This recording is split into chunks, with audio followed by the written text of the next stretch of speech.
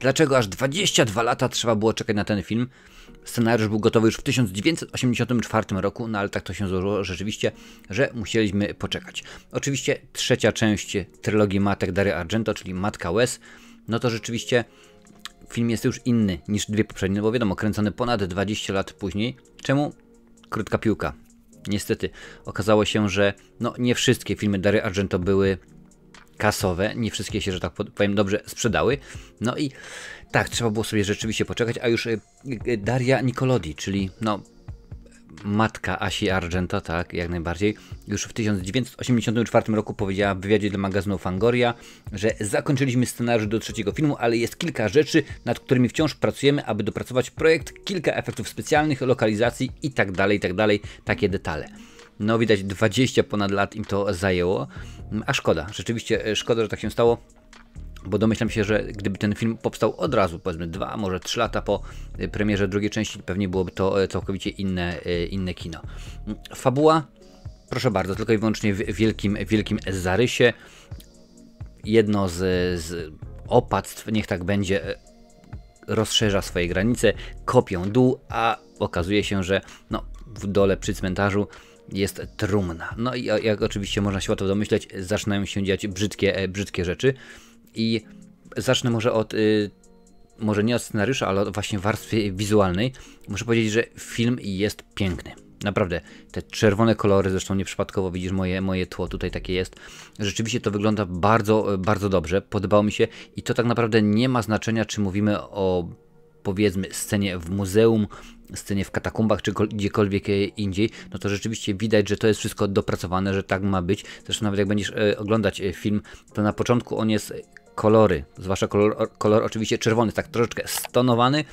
Później oczywiście w miarę oglądania filmu to jest zabieg celowy. Ten kolor czerwony jest coraz bardziej widoczny, coraz bardziej oczywiście rzuca się w oczy, no i jest to celowy zabieg Dario Argento, więc trzeba powiedzieć, że pod względem wizualnym jest naprawdę bardzo fajnie.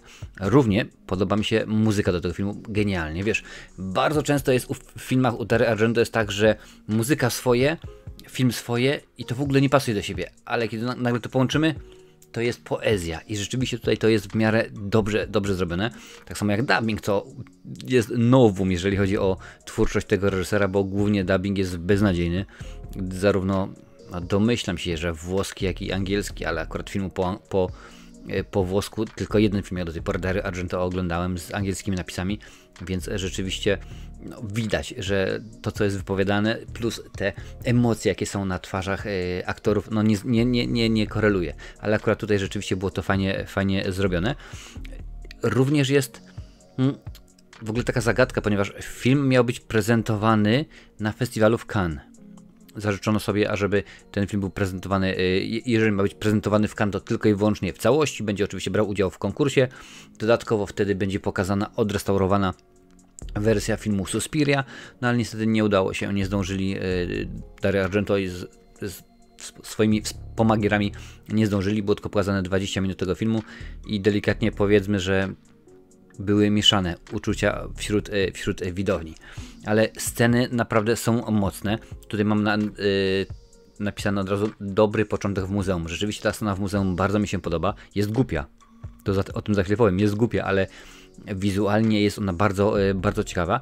Tak samo jak scena z tasakiem. Ja wiem, że to są takie rzeczy pewnie, których jak z tasakiem w ogóle zobaczysz, obejrzysz, zobaczysz o co chodzi w scenie z tasakiem, więc tych straszaków, tak zwanych jump scare'ów jest tutaj całe mnóstwo i akurat w większości one są dobre, w większości one rzeczywiście w miarę jakoś sensownie działają i film oczywiście jest bardzo brutalny, to do tego nie ma dwóch zdań, tu nie ulega żadnej wątpliwości. Zaskakuje mnie, bo tutaj jak widzisz za mną jest powiedzmy plakat, miniatura i tam jest napisane An Instant Cult Classic, czyli od razu kultowy horror, od razu pisze The Village bodajże Voice, czy jakoś tak. Okej, w porządku. Ja będę, jak to używając nomenklatury Piotra Bałtroczyka, będę z tym polimeryzował. Bo chciałem właśnie teraz przejść do fabuły, która delikatnie mówiąc wybierz sobie, naprawdę wybierz sobie, nie istnieje albo jest głupia. W ten sposób podejdę do tematu. No okej, no wiadomo, że jakiś początek tam musiał być. No wykopujemy te ciało tej oczywiście trzeciej matki, jak się możemy bardzo łatwo domyślić, bo tam wszystko jest bardzo brzydko, bardzo łopatologicznie, naprawdę może nie wulgarnie, ale taki w ordynarny sposób wyłożone. Wiesz, no to na zasadzie, że ktoś ucieka, powiedzmy uciekasz, gdzieś jest korytarz, ojej, uciekłam stamtąd, ale gdzie ja teraz pójdę? Tam są drzwi, to ja tam tych drzwi pójdę, może tam będzie rzeczywiście bezpiecznie, może mi nic nie wyskoczy po drodze. No i taka ekspozycja chamska jest praktycznie rzecz biorąc przez cały film tutaj. Wiesz, wyciągają ten sarkofag, niech tak będzie, żeby zmieniać słowa, mimo że to nie był sarkofag, ale wiadomo o co chodzi. Wysyłany jest tam gdzieś oczywiście do muzeum, żeby sprawdzić i sprawdzają go archeolodzy, domyślam się, osób zajmujących się właśnie tam różnego rodzaju rzeczami. No i takie pierdoły, jak na przykład, skoro dostajesz no powiedzmy jakiś pakunek i tam jest napisane, że to jest tam z 1600-1700 roku, nieważne, ma kilka dni, no to pierwsze co mi się przychodzi do głowy, to zakładam rękawiczki. Jestem bardzo dbały o to, jak to wszystko ma być. No ja wiem oczywiście, że to jest film i pewne rzeczy muszą się zgadzać. Wiadomo, tak to jest akurat, że pewne rzeczy są tylko i wyłącznie po to, żeby posunąć fabułę do przodu, no ale kiedy dostajemy jedną taką rzecz, powiedziałem, okej, w porządku, nie ma sprawy, no to wiadomo, filmy grozy rządzą się swoimi prawami, tak może być. Po czym jest kolejna scena, mamy na przykład scenę z księdzem, z pewnym księdzem, akurat tutaj w tejże roli powraca, może powraca to akurat złe słowo, powiem w ten sposób, Udo Kier się pojawia w tym filmie po raz drugi, ponieważ to jest jego drugie wystąpienie właśnie w tejże trylogii, ale osobna rola, inna rola. Udo Kier zagrał doktora Franka Mandela w filmie Suspiria z 1977 roku, a 30 lat później powrócił do trylogii Trzymatki w filmie, choć jako inna postać, jako Padre Johannes, czyli ojciec Johannes. Oczywiście tutaj posiłkuje się ciekawostkami z IMDb, więc rzeczywiście jest dobra scena z nim, ale ona jest naprawdę głupia.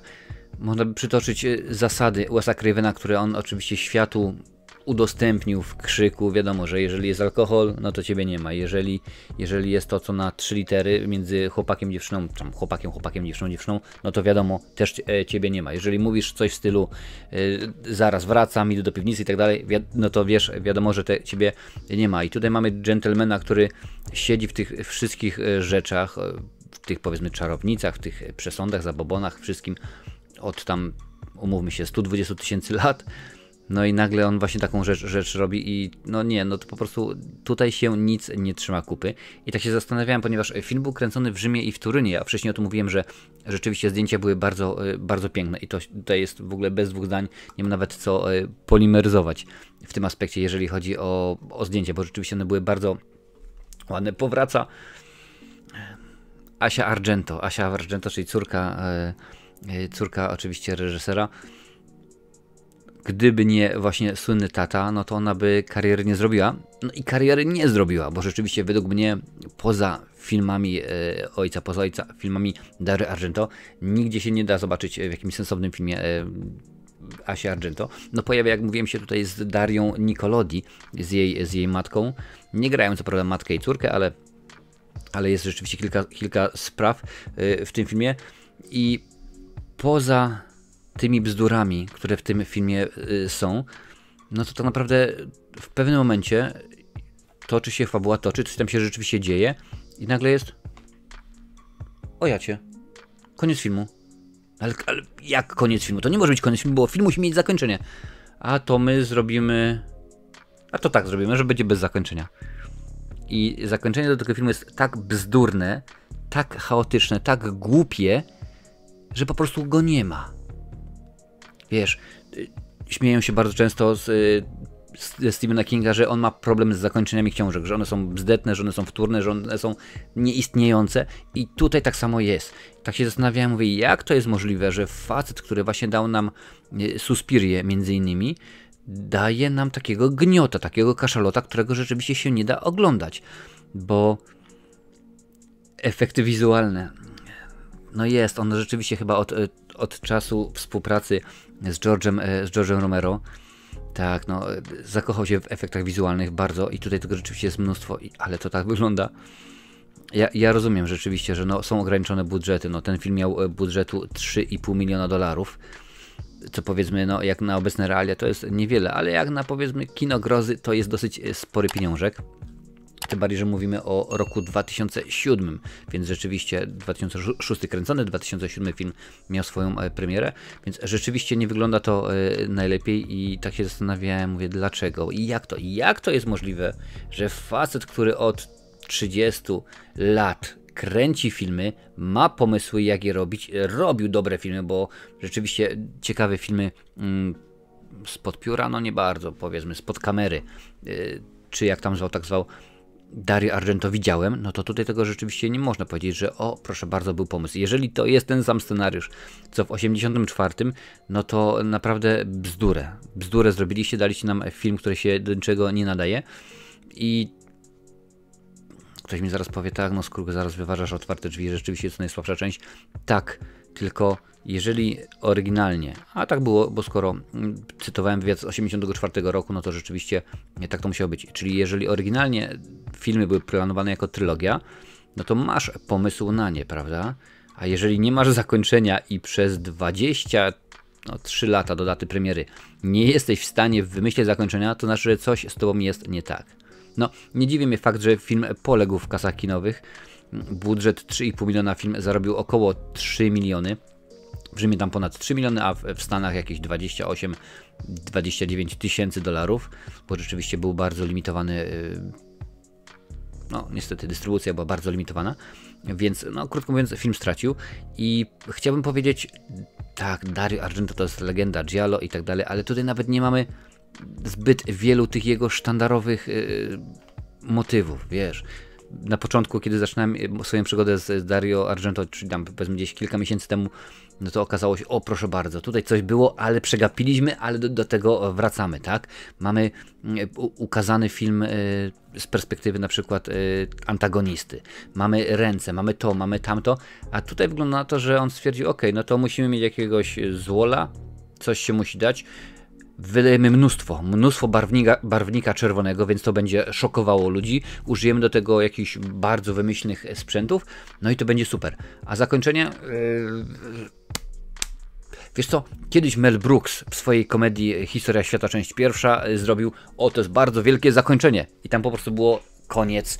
To my właśnie może coś takiego głupiego wymyślimy, nie dokładnie tak samo, ale coś w podobie, żeby było zabawnie.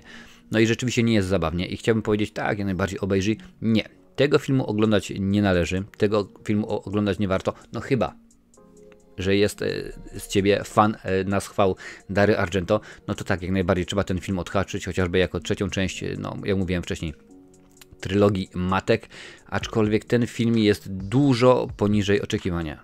Powiedzmy, że dwie pierwsze części są gdzieś tutaj w okolicach mojego coraz większego czoła, no tutaj to... Tak, trzecia część to gdzieś tam właśnie w okolicy coraz większego mojego brzucha również się znajduje. Więc rzeczywiście nie mogę tobie polecić tego filmu, tylko i wyłącznie jeżeli jesteś wielką fanką, wielkim fanem Dario Argento, obejrzyj, ale tutaj The Village Voice napisał, że jest to już instant, czyli od razu jest to kultowy horror. No, co prawda znajdujemy się, mówimy w cyklu kultowe horrory, ale nie jest to rzeczywiście produkcja, którą mogę tobie naprawdę polecić, bo no, wygląda na to, że im starszy, tym Dario Argento robi gorsze filmy. Tak troszeczkę wprost proporcjonalnie to się ma do siebie. A tutaj na tej liście znajdziesz lepsze, gorsze, różne, naprawdę ciekawe kultowe horrory.